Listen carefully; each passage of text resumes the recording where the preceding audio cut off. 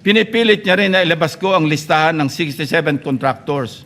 He said in his speech, and I quote, in his press release dated August 10, 2025, posted on the Senate website, the BRC chairman disclosed that House members called him and that he had a list of 67 congressmen who are contractors.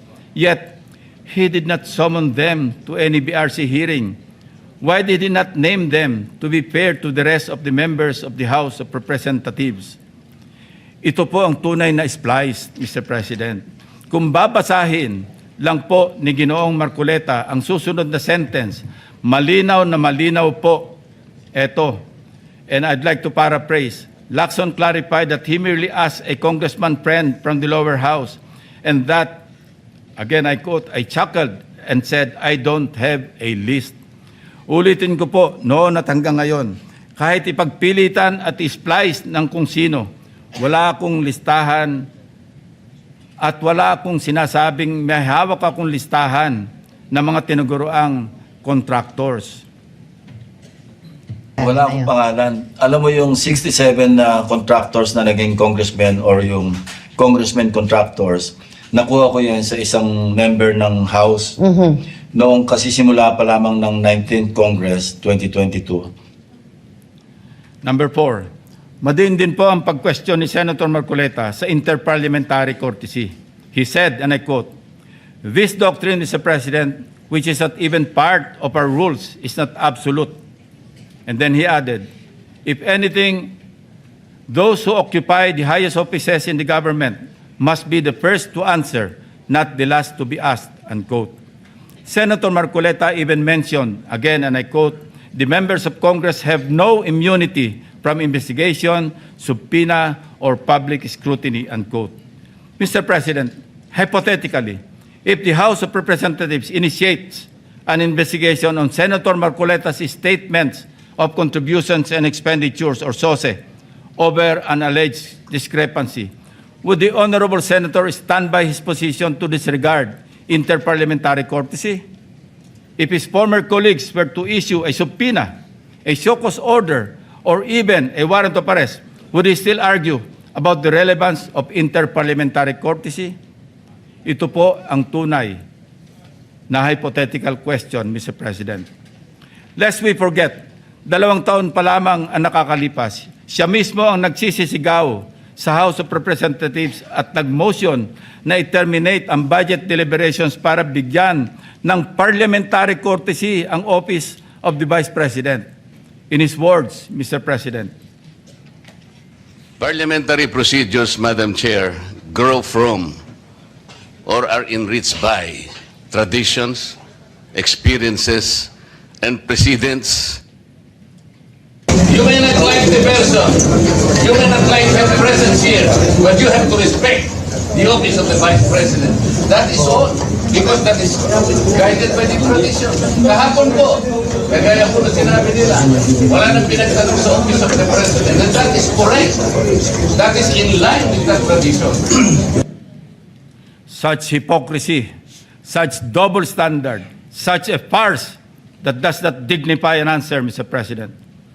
Incidentally, since I mentioned this SOSE case with the COMELEC in violation of the Omnibus Election Code, kung ninanais ko lamang na ipahamak siya, ay naghain na sana po ako ng Senate resolution calling for an inquiry in aid of legislation para ipatawag ang mga COMELEC officials upang ipaliwanag bakit masyadong delayed ang usaping ito. When the issue of Senator Marcoleta's failure to disclose his campaign contributors in his SOSE surfaced, our dear colleague tried to clarify the matter. In fact, during his own show, Saganang Mamamayan, dated November 8, 2025, he made the following disclosure. Please watch. Nelson, alam mo, mga kaibigan ko, nagbigay sa akin talaga. Alam mo, pakiusap lang nila, isa lang. Tanggapin mo ang tulong namin sa'yo. Okay. Congressman ako noon, Kong, kami po ay naniniwala na karapat dapat kang makarating sa Senado. Tanggapin mo ang lagang to. Marami sila. Isa lang ang kanilang pakiusap sa akin. Ano po yun?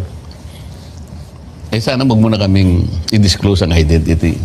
Ngayon, kapag ka naglagay ako ng figure sa contribution, mapipilitan akong mag-disclose ng pangalan nila. Alam mo kung bakit? Merong kaakibat na kung tawagin ay deed of acceptance of donation. Paano yun kako? Contribution to eh. Oo. Hindi, sabi niya, binigay ko nga sa'yo contribution, pero utang na loob mo sa akin yan. Ituring mo na lang na utang, sabi niya, di ba? Loan. But when he was issued a show cause order by the COMELEC, he tried to backtrack on his arguments by saying that he received those contributions when he was not yet a candidate, as defined by the decision of the Supreme Court. I guess Senator Marcoleta and his legal team thought they were being smart by being technical about when these contributions were made. Pero nakakatawa, Mr. President, ay wala nang mas lilinaw pa sa sariling pag-amin ni Senator Marcoleta. Tumanggap siya ng pera para magkaroon siya ng utang na loob sa mga taong yon. Isang maliwanag na admission against interest, ang sabi nga ng mga abogado. Bilang isang abogado, dapat alam ni Senator Marcoleta na dahil dito ay shoot siya sa balde sa kasong indirect bribery under Article 211 ng Revised Penal Code dahil member siya ng House of Representatives ng panahon na yon. Maliwanag sa batas na krimen sa mga public officials na tumanggap ng pera o gift by reason of their office, kahit walang pangako na particular act or omission sa nagbigay ng pera. Bakit nga ba hanggang ngayon ay hindi pa rin nilalabas ng COMELEC ang resolution ng SOSI case ni Senator Marcoleta? Number 4, as for Mr. Saldico, let me state this plainly. 2 beses nating siyang naimbitahan para personal na humarap at personal na mag-testify sa komite. He needs to appear and substantiate the statements he posted on his Facebook account. Twice, he refused, citing medical and security reasons. Dahil sa bigat at seryosong aligasyon kanyang binitiwan, hindi maaaring pahintulutan ng komiting ito na manatiling nakabitin ang mga akusasyon na hindi siya humaharap at nanunumpa sa harap ng kapulungang ito. Sa katunayan, ako pa mismo ang nagmungkahi sa ating chat group na payagan siya magtestigo sa mula sa Philippine Embassy kung saan man siya naroroon. Gayunpaman, pinarating ni Senator Ronald Bato de la Rosa mismo ang kanyang apprehension sa suhestyong ito sa pamamagitan ng kanyang text message. Nais ko rin bigyan diin, Ginoong Pangulo, nang diskusyong yon ay nangyari bago pa man ilabas sa social media ni Saldico ang kanyang mga aligasyon. Panghuli, tungkol sa isyu ng apostille. Ang isang apostille affidavit ay hindi kailanman maaaring maging alternatibo sa personal appearance. Hindi ito mapapalitan ng direct testimony at lalong hindi dito mapapalitan ang tungkulin ng isang saksi na harapin ang komite, sagutin ang mga katanungan at sumailalim sa masusing pagsusuri. Kung handa si Saldico na magbitiw ng mga seryosong akusasyon sa publiko, dapat ay handa rin siyang humarap sa atin at panindigan ang mga aligasyong iyon sa ilalim ng sumpa. Ikalima, sa kanyang akusasyon sa representasyon ito kaugnay ni Congressman or former Speaker Martin Romualdez. Kung binasa lamang po ni Senator Marcoleta ang partial committee report, makikita po niya na nakapaloob na doon ang lahat ng nais niyang ipahayag. Kung hindi man higit pa, rekomendasyon para sa fact-finding investigation, AMLAC bank inquiry, and filing of freeze order petitions are for future. Kung napakarami pa niyang gustong ipaglaban at paimbestigahan, bakit siya rin ang nagsabi sa kanyang minority report na dapat tapusin na ang pagdinig? Kung sa bagay, kung mayroong isang bagay na consistent si Senator Marcoleta, ito ay ang pagiging inconsistent sa kanyang mga pinagsasasabi. As to the other witnesses allegedly not invited by the committee, it bears stressing that the committee has not terminated its hearings, contrary to the suggestion in the so-called minority report. The intention at this stage is simply to have the partial committee report filed and sponsored in order to reflect the evidence received thus far and to allow the committee to consider the next steps, taking into account the views of the members on other areas that may be pursued as the path forward toward the eventual conclusion of the hearings.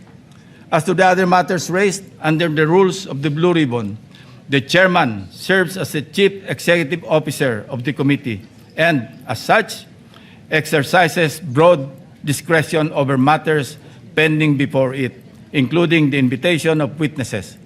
Members may suggest witnesses or move for the invitation during a hearing, and if such motion is approved by the members of the committee, the same will, of course, be respected by the chair.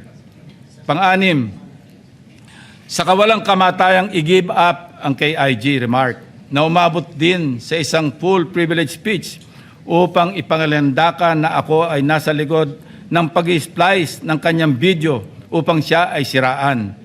His statement, and I quote, verbatim, Mr. President, ang gawin natin po para madali, i-give up natin ang KIG. Then, mako-coordinate na natin lahat, unquote. Is that merely suggestive, Mr. President? Ito ay kasing kintab ng bumbunan na nasinagan ng tirik na araw sa tanghalin tapat, Mr. President.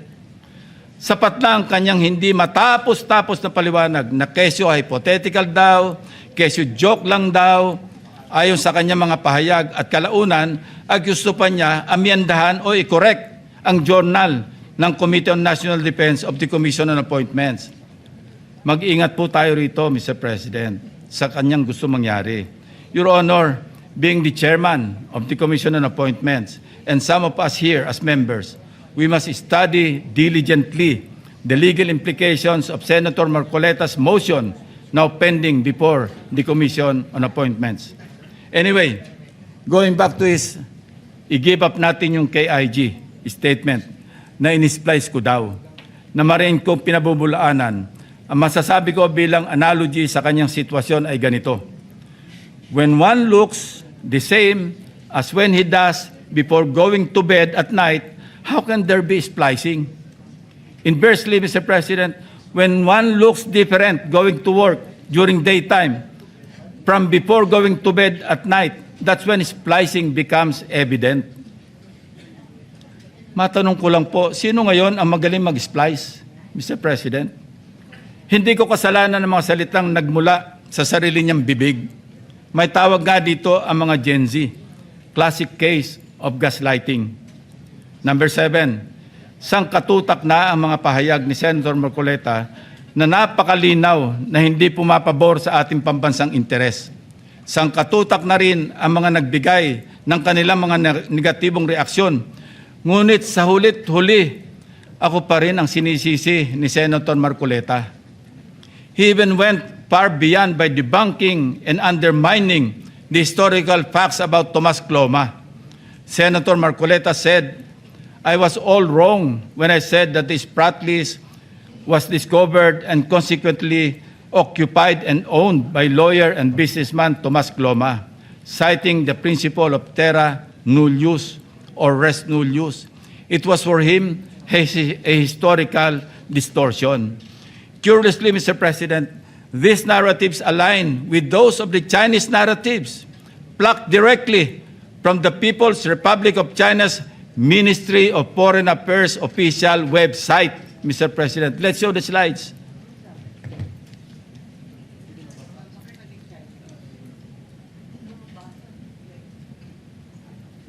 Ayan po, kita-kita natin kung anong sinabi ng website ng Ministry of Foreign Affairs ng People's Republic of China. Yan din ang kanya sinasabi. Now, Senator Marcoleta speaks of a pattern that he himself built in his head to discredit this representation. But if we backtrack the events that transpired in the past several months, one thing is crystal clear. When cornered by the fault of his own doing, he employs a diversionary maneuver, pathetically stretching the conversation, no matter how illogical, until people get drained and tired. Just as a squid squirts ink to darken the water and blind everyone around while it swims away, a person may throw out irrelevant issues, fake scandals, or emotional outbursts to distract the public from the actual evidence or the main point of an investigation. After all is said and done, I am tempted to ask these questions, Mr. President. On the West Philippine Sea, which side of the South China Sea is Senator Marcoleta on? On the anomalous graft-ridden flood control projects, is Senator Marcoleta for the Discayas or the people of the Philippines? I think we know the answers, Mr. President. Thank you, distinguished colleagues, and thank you, Mr. President.